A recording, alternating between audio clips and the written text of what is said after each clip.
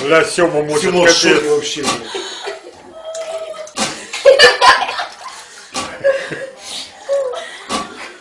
Бля, кастрюля в японском стиле, слышишь? Помнишь это, как оно там, убить Билла, да? Вот это вот. У них там тоже горшок был вот это такой. Так ты попробуй так сделать. Ага, Вообще. нарочно так не сделаешь. Там воды мало, что водить хинкали.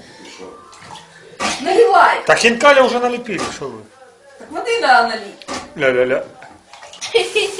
Сёмка, Харри, убери. Сейчас шишина наберется полная и не будет так делать. Ну, Надо естественно. насос поставить. Чтоб вода стекала. Сёма! Ля, Ну, это без проблем побьет. шо он там это хлопает, хлопает. Да уж.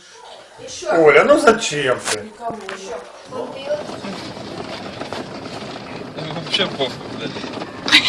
Мне кажется, ему даже, блядь, еще приятно, блядь, что машина едет. Обдувает немного ветром, блядь. Вообще похуй. Я таких котов не видел.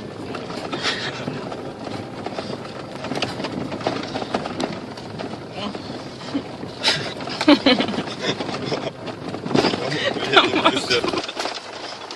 Сзади едет, а мы как Действительно, люди стоят, люди его снимут, блядь. Он пиздец, блядь, экстремал, блядь. всем смешно. Но никто его не хочет снять.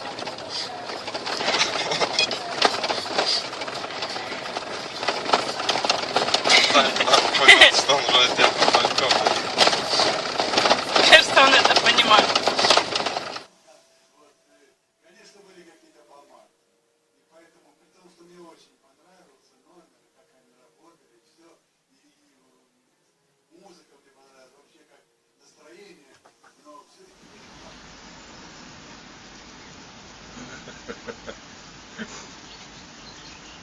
Shake that ass.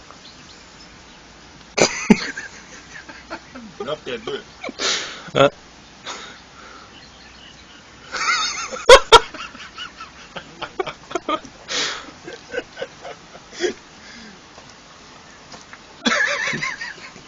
Делом, да, ты? Да.